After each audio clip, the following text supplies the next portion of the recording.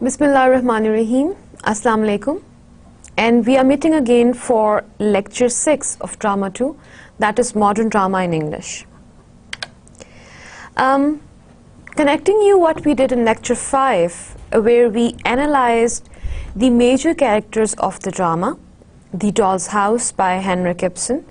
We are going to continue the analysis for the rest of our major characters, which include Dr. Rank and Mrs. Christine Lynde.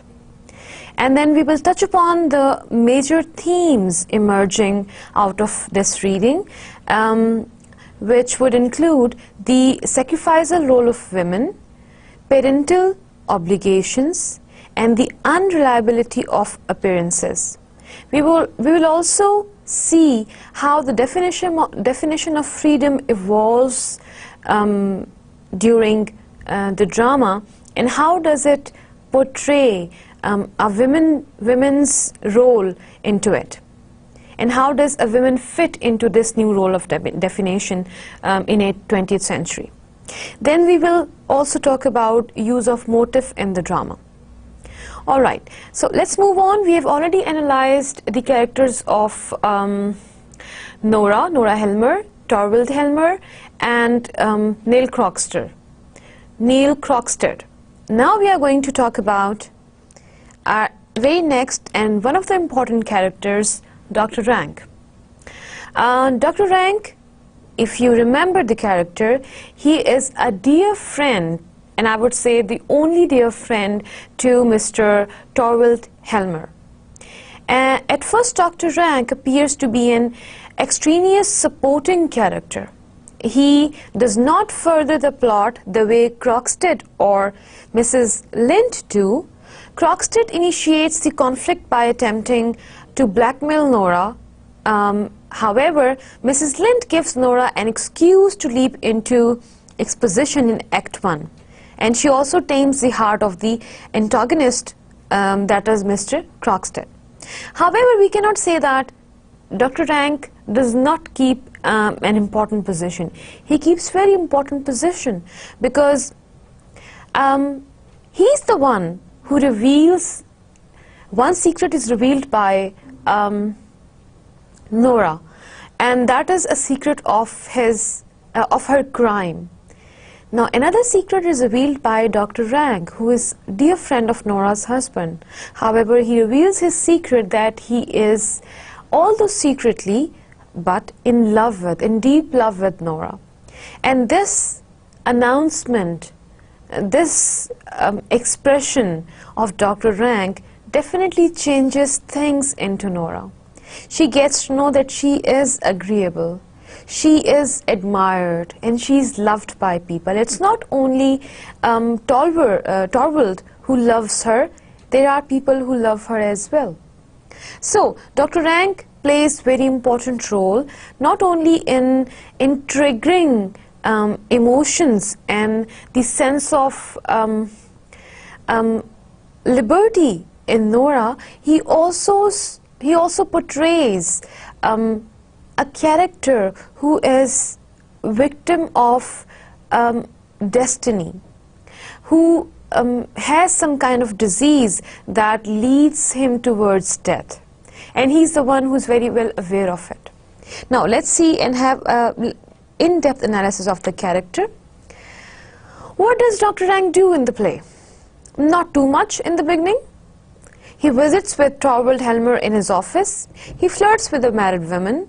Oh, and he's slowly dying of an unnamed illness.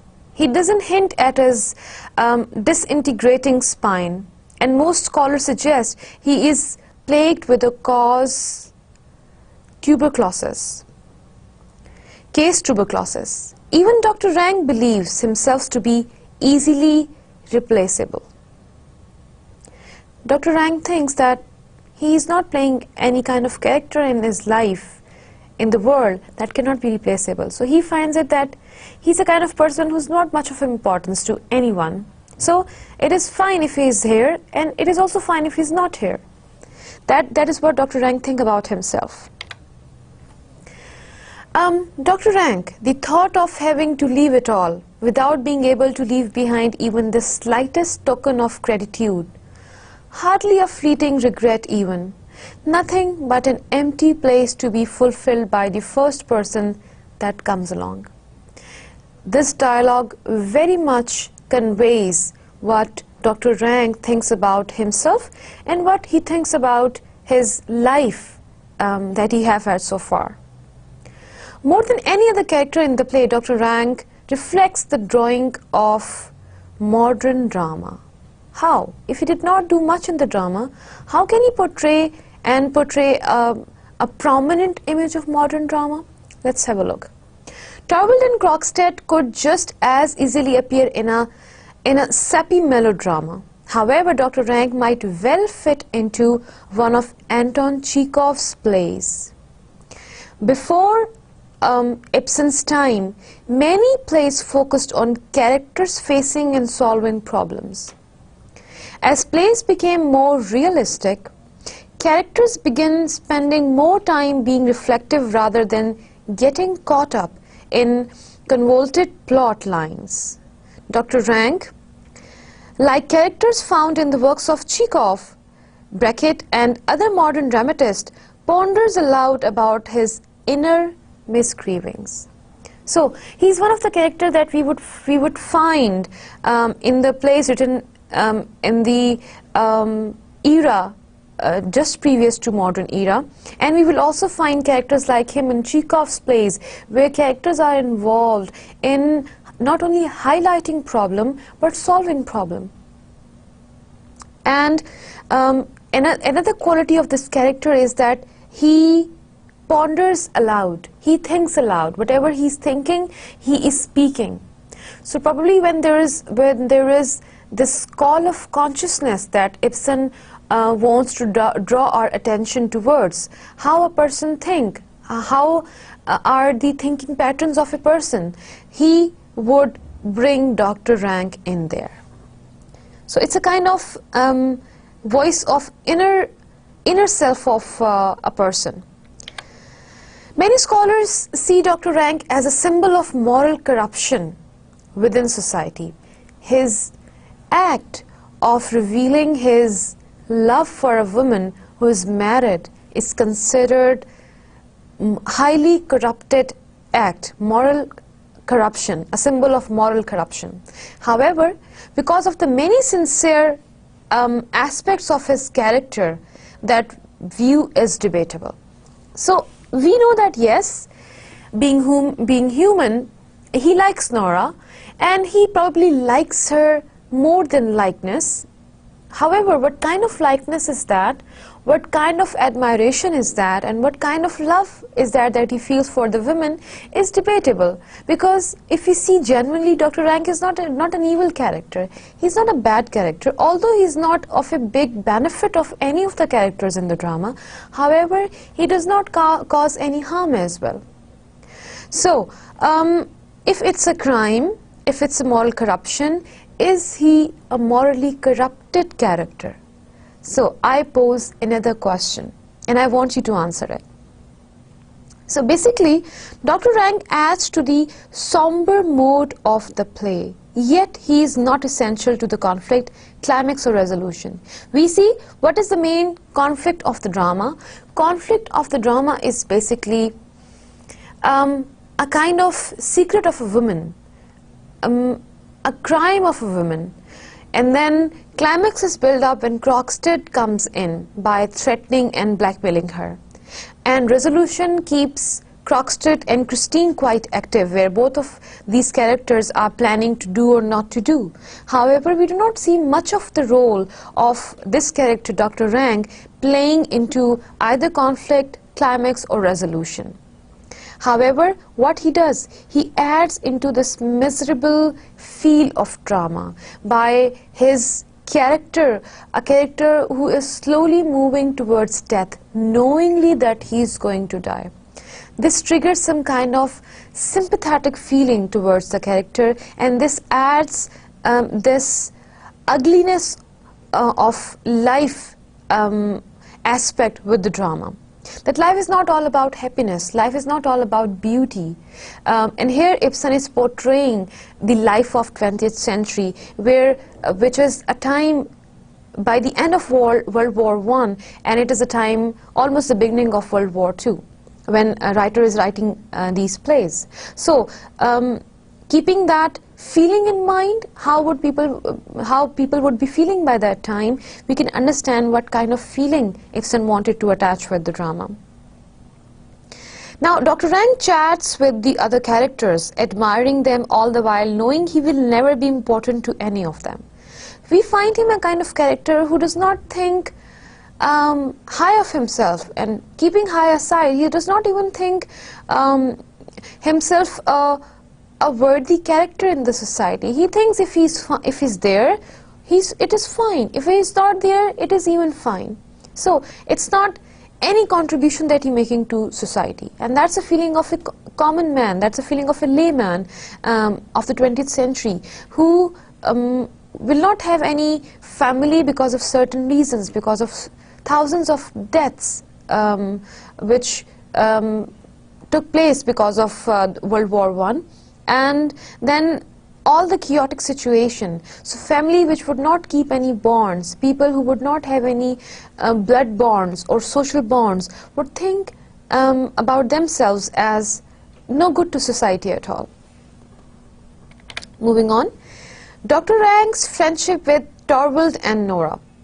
Now, what is the character he's playing, what kind of role he's playing between Torvald and Nora, and being friends to both of them individually, separately, and secretly as well. What kind of role Dr. Rank plays as a friend to the family? When the Helmers find Dr. Rank's letter that indicates he has gone home to await death, Torvald says, his suffering and his loneliness seemed among almost to provide a background of dark cloud to the sunshine of our lives. Well, perhaps it's all for the best. For him at any rate, and maybe for us as well, Nora. Now there's just the two of us. What kind of feeling does it convey? Now I read it again.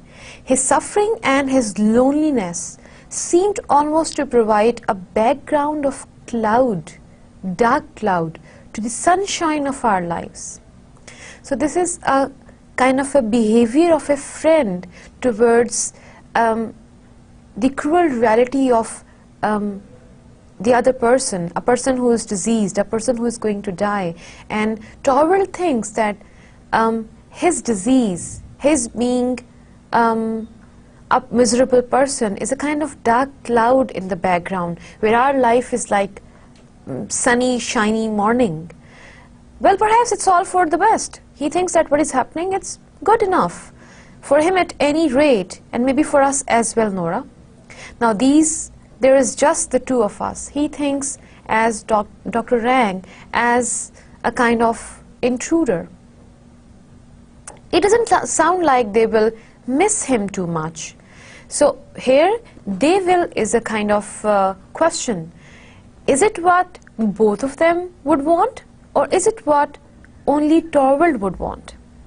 Believe it or not, Torvald is the doctor's closest friend. So apparently that is the fact that we know, that Torvald is the closest friend of Rank, and vice versa. But how close they are, how true they are, that is another question. Okay, now moving on. When students first read the play, some feel immense sympathy for Dr. Rank, as you might be feeling too, because he's a person who's dying, he's a person who's diseased, he's a person who does not keep any family, he's a person who is secretly in love with his friend's wife, but is not able to tell her all his life. Now when he's about to die, he discloses his secret. So there's a kind of sympathy attached to the whole plot that revolves around Dr. Rank. Other students are disgusted by him, and the reasons are obvious. They believe that he fits his name. Dictionary.com offers a few vile definitions for the adjective rank. It is a word that means highly offensive, disgusting, vulgar, or indecent. So, when dictionary gives this meaning, and if we understand it like that, some students analyze the character's name as very much telling about the character and what it means by that. Does Dr. Rank fit those negative dictionaries description? Do you think that Dr. Rank is a negative character? Or do you think that Dr. Rank is a positive part of Helmer's life? That depends on how the reader interprets Dr. Rank's affection for Nora. So it is entirely on your description, your understanding of the relationships inside the play, and you will be able to support your answer with evidences from the paper, from the text, and your discussion based on that. Dr. Rank says to Nora, do you think he's the only one who, it's the time when he's expressing his love? Who wouldn't gladly give his life for your sake? I swore to myself you would know before I went. I'll never have a better opportunity. Well, Nora, now you know, and now you know too that you can confide in me as in nobody else. So here Dr. Rank expresses his feelings for Nora. One could view this as an honorable love for somebody, or it could be grounds for a restraining order. Most actors portray Dr. Rank as soft-spoken and well-meaning. He does not mean to be vulgar, but instead confesses his feeling for Nora mainly because he only has a few days left to live. How do we justify this kind of act? Do we have any justification for this? Do we want to prove Rank as innocent, or do we think he's an equal criminal who does some kind of crime, and though he has a natural justification for it? So that is my question regarding Dr. Rank's character. Sadly, Nora responds to his forwardness by summoning her mate. Now he is forwarding to Nora, but how does she respond? Turning up the lights, stepping away from him, and quickly dismissing the conversation. What can be the reason? Is Nora afraid of letting Dr. Rank know that probably she likes him as well? Or is she afraid that what if people would get to know about it? Or she's afraid of listening to it, knowing that that is a reality, and she is just ignoring it? What is the reason? What can be the reason? When Dr. Rank suggests that his love is just as strong as Torvald's, Nora recoils from him. She never again looks to him as a possible solution to her problem. The fact that she would consider suicide before accepting Dr. Rank's endearment speaks volumes about the way the poor doctor is perceived by others. So, in fact, if we recall, before that Dr. Rank expresses his love for Nora, Nora was preparing to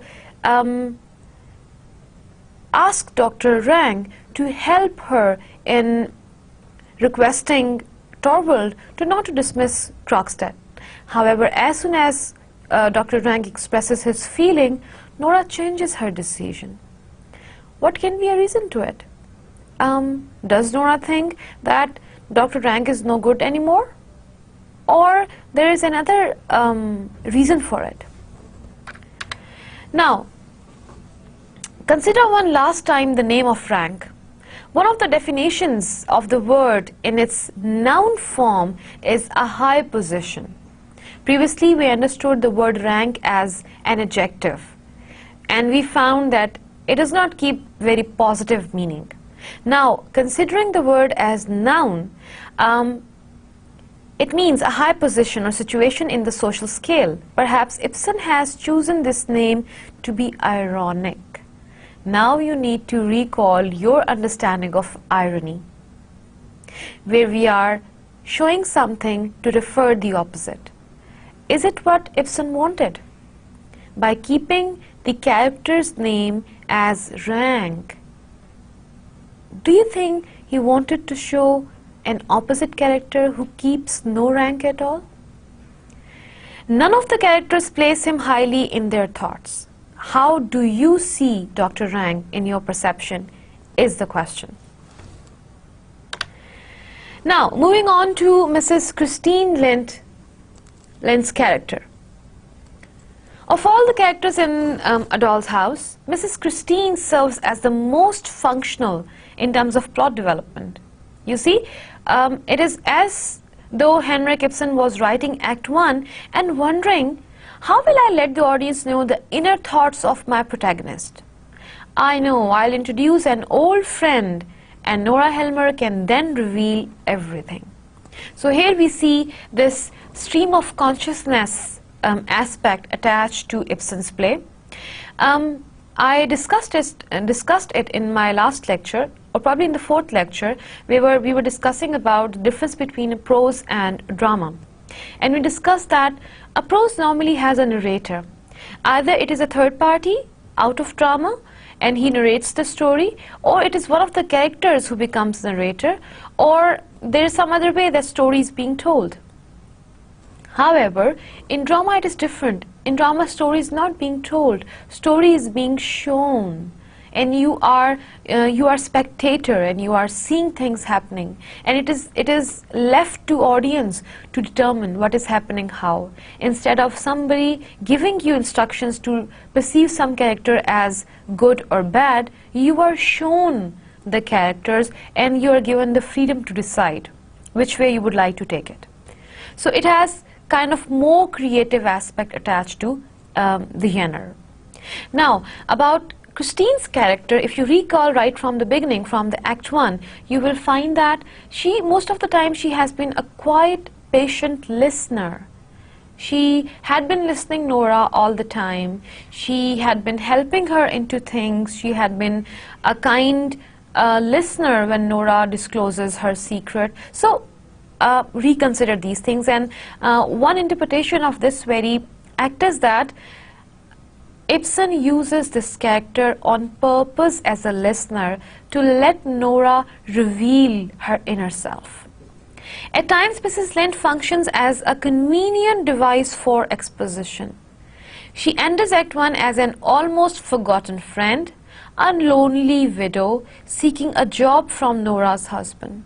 However, Nora does not spend much time listening to Mrs. Lynde.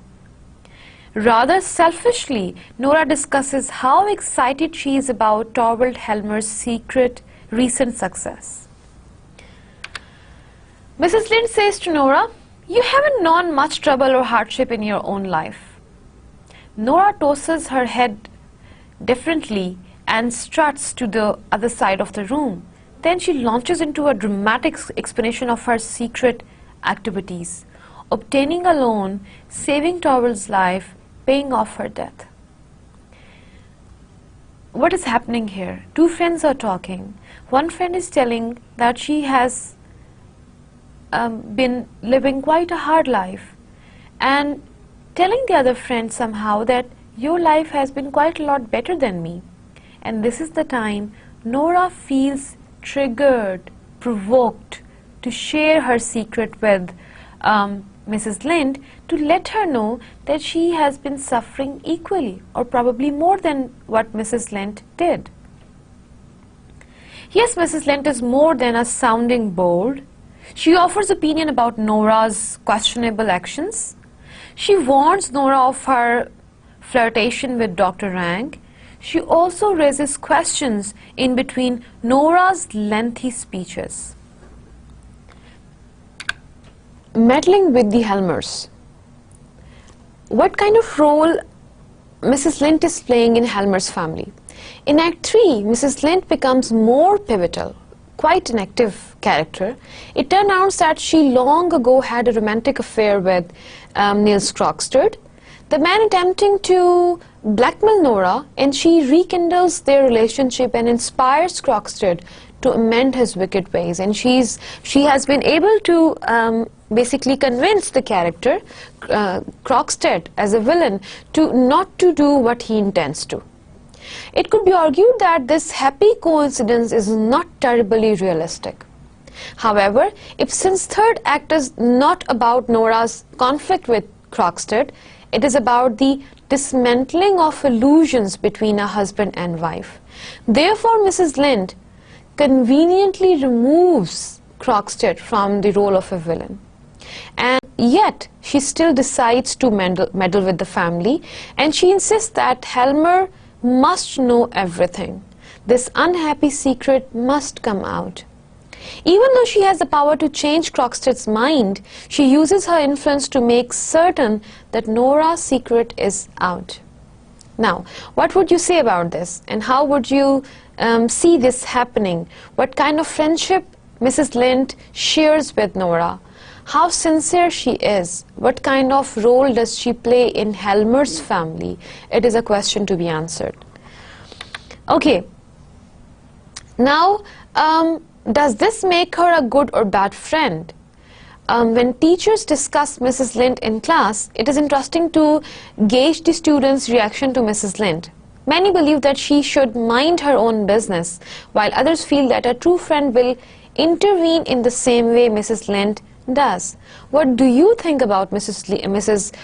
Christine's character is of great importance to me. And how do you perceive her character? Do you think she has been a kind friend?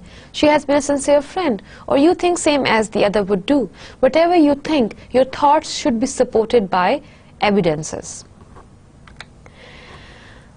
Love conquers all. Despite some of the qualities of Mrs. Lynde, she does provide a striking thematic contrast. What is it? Many view Ibsen's play as an assault on the traditional institution of marriage that we already had discussed. That the institution of marriage, Ibsen has quite a different vision of it, and he portrays this vision through his writing, where he challenges the status between status of the both of the partners. He argues that it should be equal and they should equally enjoy the freedom of an individual. Yet in Act 3, Mrs. Lynde happily celebrates the return to domesticity.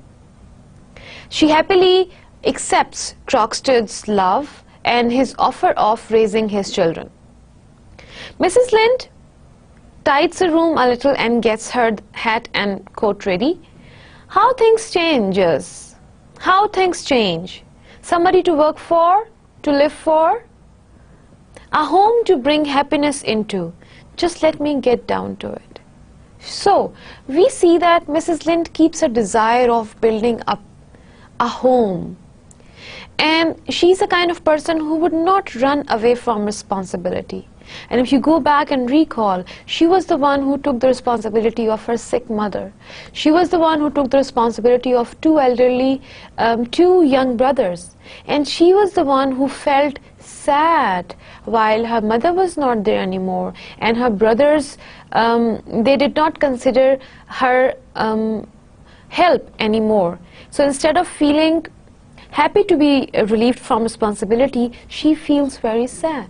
So she is probably a kind of person who would feel happy where she is given responsibility. And she feels happier when this responsibility is domestic responsibility.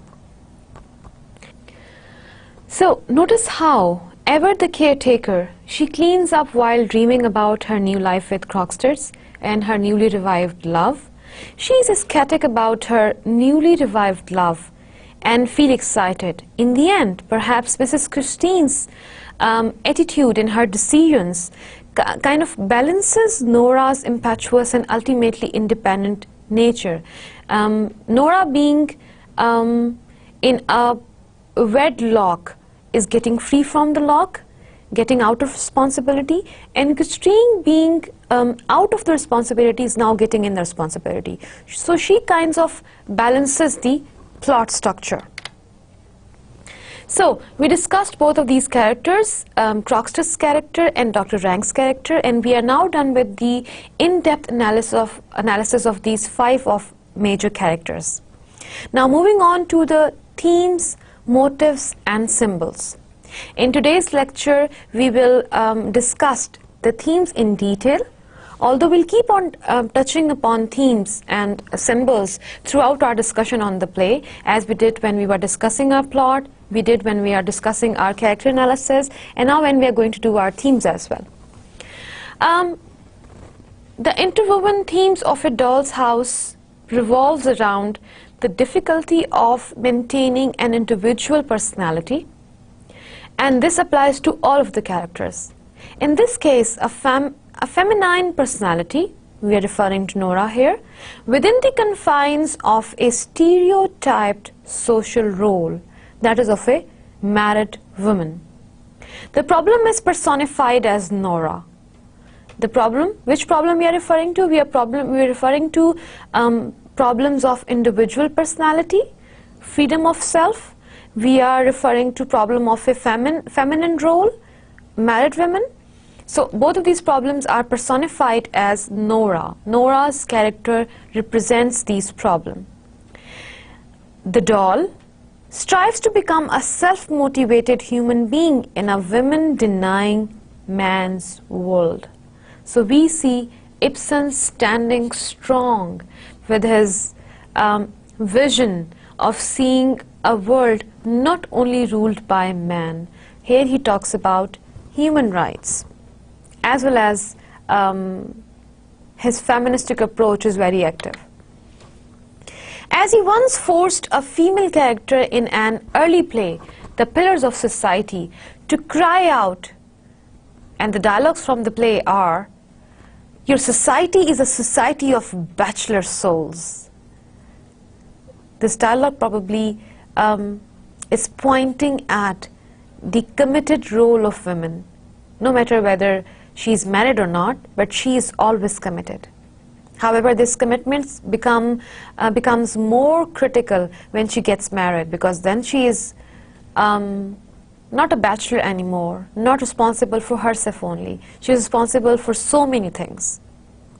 In his notes for A Doll's House, Ibsen writes that the background of his projected drama is an exclusively masculine society with laws written by men and with prosecutors and judges who regard feminine conduct from a masculine point of view. Here Ibsen is discussing and presenting his disgusted self by the criticism on the themes presented by the play, where many of the critics suggested Ibsen to change the ending of his play, and in fact it happened. To present the drama in Norway, Ibsen had to rewrite the ending of the play, where Nora has to stick, although reluctantly, but stick back with her family. So themes are the fundamental and often universal ideas explored in a literary work. So let's see what universal ideas are explored by Ibsen in his literary masterpiece. We see one very strong theme of the play, that is the sacrifice. Now, who is doing this sacrifice? What kind of sacrificial role Ibsen portrays? Ibsen talks about women here. In A Doll's House, Ibsen paints a bleak picture of the sacrificial role held by women of all economic classes in his society. The play's female characters exemplify Nora's assertion, spoken to Torvald in Act 3, that even though men refuse to sacrifice their integrity, hundreds of thousands of women have. In order to support her, a mother and 2 brothers, Mrs. Lynde found it necessary to abandon Croxteth's love, her true but penniless love, and marry a rich man. So she sacrifices her love. And the nanny had to abandon her own children in order to support herself by working as Nora's nanny. and then as Nora's children's nanny. As she tells Nora, the nanny considers herself lucky to have found the job, since she was a poor girl who had been led astray. So we see three of these characters sacrificing. Nora is a major symbol of sacrifice for so many reasons. She sacrifices her pleasure, she would sacrifice her wants, she would sacrifice her freedom. She sacrificed almost everything what she wanted to do as a person when she got married. We saw Mrs. Christine sacrificing, we saw Nanny sacrificing. Though Nora is economically advantaged in comparison to the play's other female characters, she nevertheless leads a difficult life because society dictates that Torvald be the marriage's dominant partner. So it's not only the money that plays a role here in making a character recessive. A character can dominate for any reason. So as Torvald dominated her for being her husband.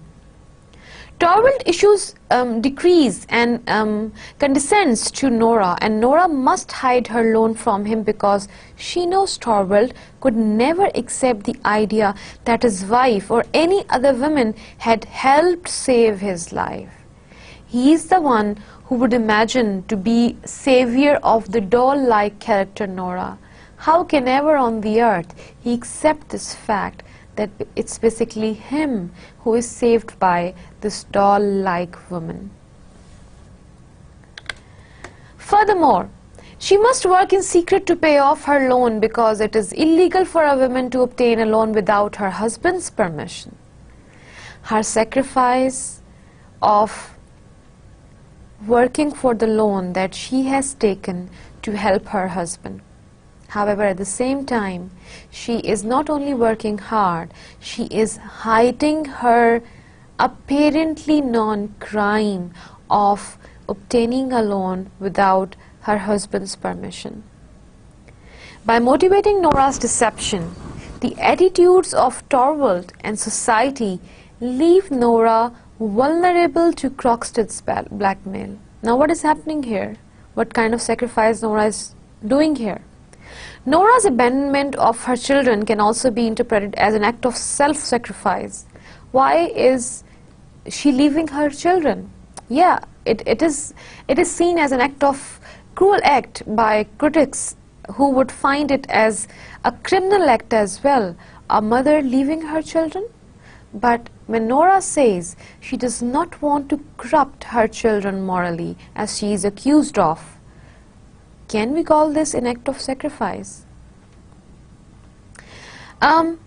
Since this very act manifests her interaction with them and her great fear of corrupting them, she chooses to leave them instead of corrupting. Nora truly believes that the nanny will be a better mother and that leaving her children is in their best interest. So whether she's leaving children for her freedom, for her being free of responsibility, or in their benefit, in their interest, you have to decide. The second theme that emerges is parental obligations. Nora, Torvald and Dr. Rank each express the belief that a parent is obliged to be honest and upstanding because a parent's immorality is passed on to his or her children like a disease. And Torvald basically blames Nora, and he blames Nora's father for Nora being criminal at one stage. Now, if Torvald is being criminal, who is responsible for it, and what kind of crime he is committing here? That's a question. Dr. Rank does have a disease that is the result of his father's depravity.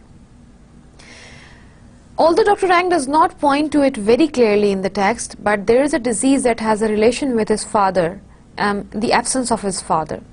Dr. Rank implies that his father's immorality, his many affairs with women, led him to contract a venereal disease that he passed on to his son, causing Dr. Rank to suffer for his father's misdeeds. In fact, fathers parent's immorality is passed on to his or her children. Dr. Rank is being a living example of the theme presented in the play. Torvald voices the idea that one's parents determine one's moral character when he tells Nora, nearly all young criminals had lying mothers. So he's telling her that you being a liar and you being a hypocrite is no more good to my children anymore, and you should not be allowed to raise these children. He also refuses to allow Nora to interact with their children after he learns of her deceit, for fear that she will corrupt them. So, yet the play suggests that children too are obliged and obligated to protect their parents. Nora recognized this obligation, but she ignored it, choosing to be with and sacrifice herself for her sick husband instead of her sick father. Now, in order to fulfill one of his responsibilities, she tends to ignore the other one. Is she being criminal? Okay, Mrs. Lynde, on the other hand, abandoned her hopes of being with Croxted and undertook years of labor in order to tend to her sick mother. Is it a sacrifice or isn't it? Ibsen does not pass judgment on either women's decision. Same as I would not like to pass judgment, although I would like to present things in front of you along with your understanding to let you see through and find for yourself how would you like to perceive these characters. But he does use the idea of a child's debt to her parent to demonstrate the complexity and reciprocal nature of familial obligations. The unreliability of appearance. Never judge a book by its cover. Over the course of Doll's House, appearances prove to be misleading and deceptive. Reality is masked, and we find this not only in play's character but also in situations. Our first impressions of Nora, Torvald and Croxted are all eventually undercut. Nora initially seems a silly, childish woman, but as the play progresses, we see that she is intelligent, motivated, and by the play's conclusion, a strong-willed, independent thinker. Torvald, though he plays the part of the strong, benevolent husband, reveals himself to be cowardly, petty, and selfish when he fears that Croxted may expose him to scandal. Now, Croxted too reveals himself to be a much more sympathetic and merciful character than he first appears to be. The play's climax is largely a matter of resolving identity confusion. We see Croxted as an earnest lover, Nora as an intelligent, brave woman, and Torvald as a simpering, sad man. So if we take the beginning of the play and try to understand how the appearances are presenting these characters and try to compare these appearances with the ending of the play where the reality is revealed, we will see a difference. So I would want you to draw this comparison and see how far you are able to identify these differences. Situations too are misinterpreted both by us and by the characters. The seeming hatred between Mrs. Lynde and Croxted turns out to be love, rather very passionate love, where one would like to accept, where Christine would like to accept Croxted, even knowing that he keeps children. Nora's character turns out to be Croxted and not as we and Mrs. Lynde would think, Dr. Rank. Lynde supposes Dr. Rank to Nora's and our surprise confesses that he is in love with her. So, Lynde could see in the beginning that either Dr. Rank is in love with Nora or Nora is in love with Dr. Rank. But Nora's actions and her behavior would simply deny it. However, by the end, we are able to see that Dr. Rank is really in love with Nora. The seemingly villainous Crockstead repents and returns Nora's contract to her, while the seemingly kind-hearted Mrs. Lynde, who initially went to Crockstead to let him, to stop him from handing over the contract. However, she ends up in letting Crockstead do that, rather insisting him to do it.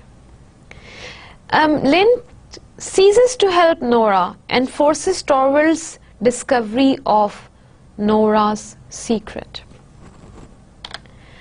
So the instability of appearances within the Helmer household at the play's end results from Torvald's devotion to an image at the expense of the creation of true happiness.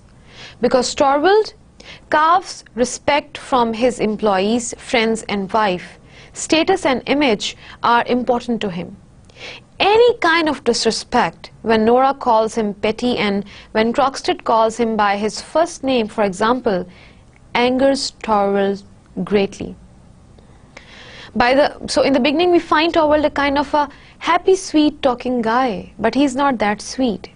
By the end of the play we see that Torvald's obsession with controlling his home's appearance and his repeated suppression and denial of reality in terms of Nora as not only as wife but as a woman have harmed his family and in fact his life and his happiness irreparably and irreversibly. The next thing that is coming up is definition of freedom. Here this freedom is attached with the concept of individuality. How would an individual conceive the idea of freedom? And if this individual is a woman, how would Nora define this freedom? Nora's understanding of the meaning of freedom evolves over the course of the play. Nora's understanding of the meaning of freedom was different in Act 1. It got changed when Crockstead started blackmailing her or threatening her, and it eventually changed into something else in the end.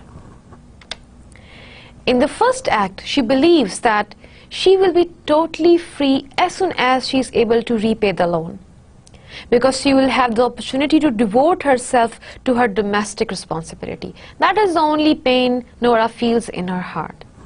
And that is, since that is the only pain, that is the only resolution, that is the only thing that she can foresee is to be done in order to be completely free from tensions and pains. However,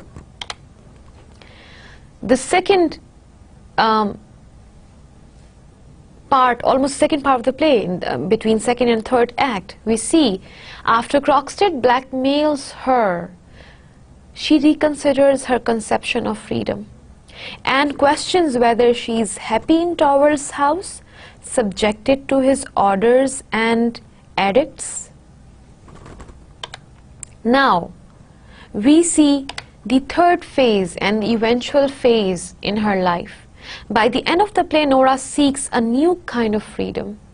She wishes to be relieved of her familial obligations in order to pursue her own ambitions, beliefs, and identity. So, we see a kind of evolved idea of freedom throughout the course of drama. Now, a word about motifs. Motifs are recurring structures, contrast, or literary devices that can help to develop and inform the text major themes. We discussed motifs individually, and now we would see how these motifs are creating meaning in this play. Letter. Letter is one motive that is being repeatedly used, not only as letter but in other forms as well, where you would see calling cards. Many of the plot's twists and turns depend upon the writing and reading of letters, which function within the play as a subtext that reveals the true unpleasant nature of situation obscured by Torvald and Nora's effort at beautification. Crockstead writes 2 letters. What are these letters? Let's have a look. The very first letter is, the first reveals Nora's crime of forgery to Torvald. Although this letter comes in front towards the end of the play, however, this letter brings the real twist in the play and starts building up the complexity. Letter 2 is the second letter that retracts his blackmail threat and returns Nora's note and the contract. Again, this letter is read in the end and it brings a change, however, not in Helmer's married life only, but in the play altogether and in one character's identity altogether. The first letter which Croxted places in Torvald's letterbox near the end of Act 2 represents the truth about Nora's past and initiates the inevitable dissolution of her marriage. As Nora says immediately after Croxted leaves, "We are lost." Nora's attempts to stall Torvald from reading the letter represent her continued denial of the true nature of her marriage, where she is afraid to death of her husband knowing her secret that she adopted, the problem that she took on herself to save her husband's life. However, the second letter releases Nora from her obligation to Croxted and represents her release from her obligation to Torvald. Upon reading it, Torvald attempts to return to his and Nora's previous denial of reality. But Nora recognizes that the letters have done more than expose her actions to Torvald. They have exposed the truth about Torvald's selfishness, true nature of their married bond, and she can no longer participate in the illusion of a happy marriage. Now, the third letter that comes up is a calling card.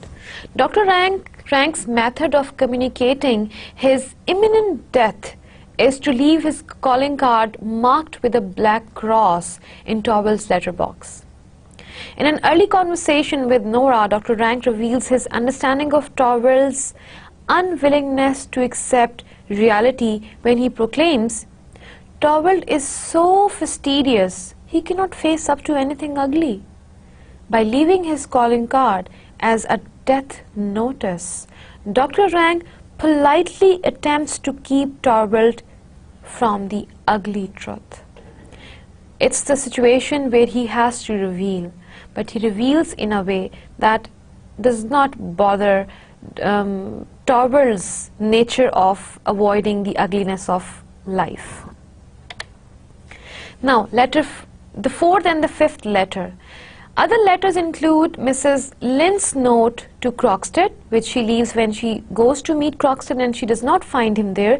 She leaves a letter there, which initiates her life-changing meeting with him again at in Torvald's living room. And Torvald's letter of dismissal to Croxted, which was basically the thing the story started from. This was all about today's lecture, Lecture 6, where we continued our analysis of two of these major characters, Dr. Rank and Mrs. Christine Lynde. We also touched upon the major themes, where we touched the theme of the sacrificial role of characters, particularly of women.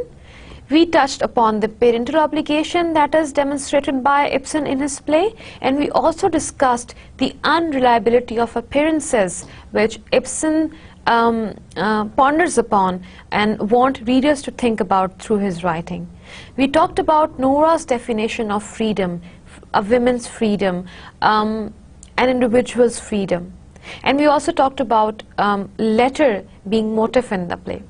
So this makes us understand play quite a lot, and I hope that by now you will be able to carry on your discussions on different questions that I posed throughout our analysis.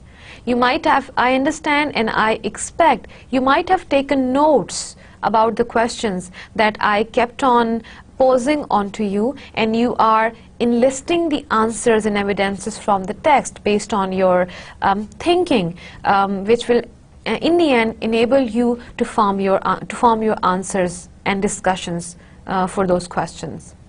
I wish you best of luck to understand the play, and I hope that our next lecture will be the final lecture on this drama, and in the lecture following we'll be able to start with our next play, that will be Juno and the Peacock by Sean O'Casey. Okay, so let's have a look what we are aiming at. Lecture 7. We will try to discuss the symbolism in the doll's house, and for that we will be having critical analysis and thematic analysis, and we will critically analyze some dialogues to let you understand how do they contribute into determining themes playing their role in the play. We will also discuss the dramatic structure of the play written by Henrik Ibsen. For now it is quite enough. I hope you'll be able to understand what I said so far, and you'll be ready to discuss the symbolism in the play in the next lecture. See you inshallah. Allah Hafiz.